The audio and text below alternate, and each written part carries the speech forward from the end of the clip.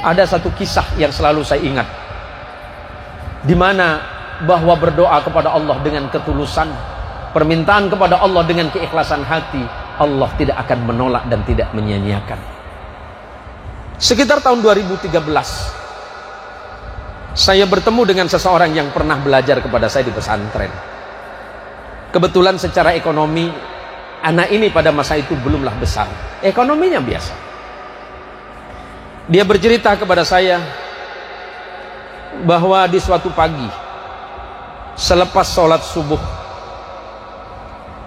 sholat subuh yang menjadi kebiasaan dia, itu ke pasar, mengantarkan istrinya ke pasar untuk belanja harian. Tetapi di tengah perjalanan, uang yang mau mereka belanjakan itu tidak jadi untuk belanja. Karena di sebuah persimpangan dia bertemu dengan seorang perempuan tua yang sedang menjulurkan tangannya meminta-minta. Kemudian orang ini bertanya dengan istrinya, "Ibu, kenapa ibu ada di sini? Ini masih jam 5 subuh, Bu." Ibu ini menjawab, "Nak, saya sudah terlantar di sini 3 hari." Kenapa terlantar? Sebagai seorang ayah, sebagai seorang anak, dia punya rasa. Kenapa ibu terlantar di sini? "Iya, Nak, saya hanya mengharap belas kasihan dari orang yang lewat." "Rumah ibu di mana?" "Rumah saya di sebuah kampung." Dia menyebutkan nama jalan. "Kenapa ibu di sini?" "Anak saya mengusir saya dengan istrinya dari rumah." Innalillahi wa inna ilaihi raji'un. Marah dalam hati saya. Seorang ibu yang melahirkan seorang anak, membesarkan anaknya, mendidik anaknya, mendoakan anaknya, memberikan segala hidupnya untuk anaknya, tapi di saat anaknya sudah besar ternyata dia diusir dari rumahnya. Sungguh sebuah dosa yang tidak terperi di hadapan Allah. Dalam keadaan bingung sementara saya dengan istri, keadaan uang hanya segitu. Menurut cerita murid saya,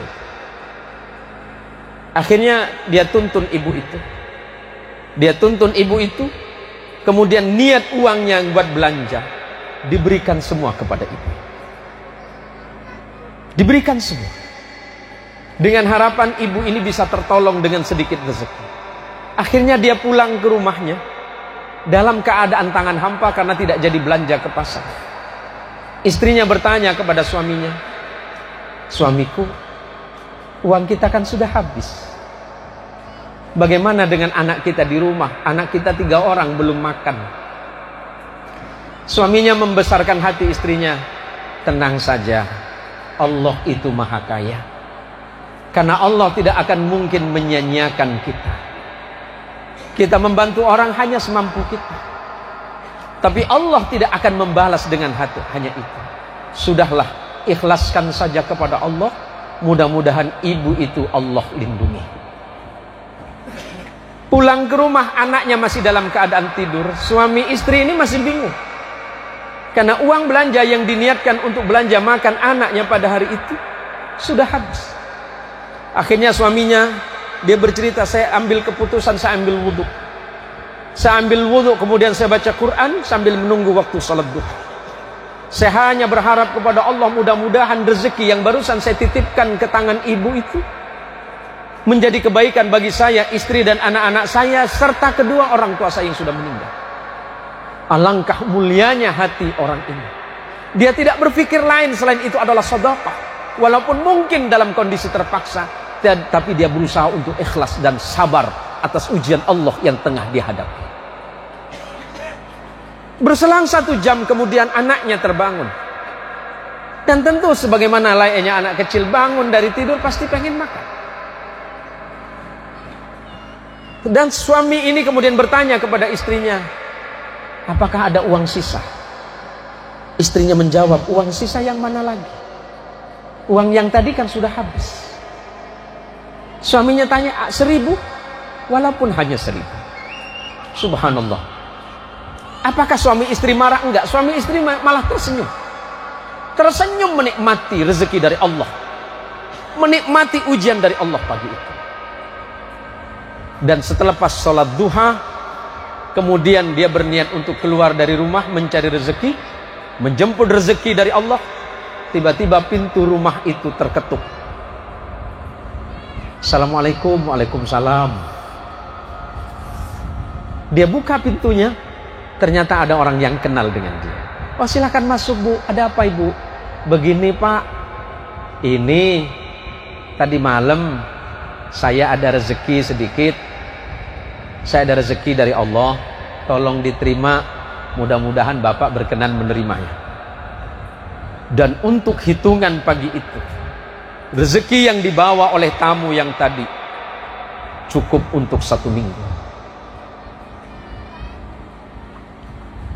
Dia bersyukur kepada Allah dan dia berkata kepada Allah, ya Allah, aku tadi bersedekah kepada orang itu bukan mengharapkan ini. Aku hanya berharap kepadamu bahwa sedekah yang aku berikan dapat menghapus dosa dan kesalahanku kepadamu. Mungkin di masa lalu aku pernah berbuat maksiat dan berbuat dosa kepadamu, hingga kemudian engkau berikan ujian seindah ini, Allah. Dia tidak menyebutkan ujian yang berat, tapi dia mengucapkan ujian yang indah ini. Dan ketika anaknya semuanya terbangun, diberikan makan oleh ibunya, dia pamitan kepada istrinya, wahai istriku, saya mau berangkat keluar, jaga anak baik-baik, doakan saya. Istrinya jawab, berangkatlah dengan baik, berdoalah kepada Allah, semoga Allah menuntunmu di jalan yang baik dan benar. Baru keluar dari gang, tiba-tiba ada orang yang datang menghampirinya. Assalamualaikum, Pak. Waalaikumsalam. Boleh saya tanya, Pak? Oh, silakan. Bapak kenal dengan Bapak Anu enggak? Oh iya, kenal, Bu. Kenapa, Ibu? Saya perlu dengan beliau. Saya cuma minta diantar, Pak. Oh, boleh. Boleh saya antar, nanti saya sampai ke rumahnya. Akhirnya si bapak ini mengantarkan si tamu yang tadi ke rumah orang. Dan ternyata si ibu ini bilang, Pak, tunggu sebentar. Tunggu sebentar ya. Terima kasih Bapak, saya hanya datang ke Bapak ini karena saya sangat penting. Terima kasih, sudah berminggu-minggu saya cari rumah dan alamat orang ini, tapi berkat bantuan Bapak saya ketemu rumah orang ini. Dan kemudian ibu ini dengan keikhlasan hati menyelipkan sesuatu di saku Bapak ini. Si Bapak ini berseru dalam hatinya, ya Allah, ujian apa lagi yang kau kirimkan kepadaku? Kemudian Bapak ini pulang ke rumahnya menemui istrinya dan berkata, istriku, bersyukurlah kepada Allah, bertambah syukurlah kepada Allah, sebab pagi ini Allah mengirimkan berbagai kenikmatan yang tiada terkira untuk kita. Barusan saya mengantarkan seorang untuk datang ke rumah seorang, dan sebelum saya pulang dia menitipkan ini untuk kita dan anak-anak kita. Betapa istri dan suami pada pagi itu diberikan ujian oleh Allah, diberikan ujian kesabaran dan keikhlasan oleh Allah. Mereka mampu membantu kesulitan orang lain, padahal saat itu mereka dalam keadaan sangat membutuhkan. Apa yang mau saya sampaikan dari hikmah cerita yang sangat penting ini bagi saya? Ternyata Allah itu tidak akan pernah menyia-nyiakan kebaikan yang kita lakukan, kalau itu semata-mata karena di jalan Allah Subhanahu wa ta'ala.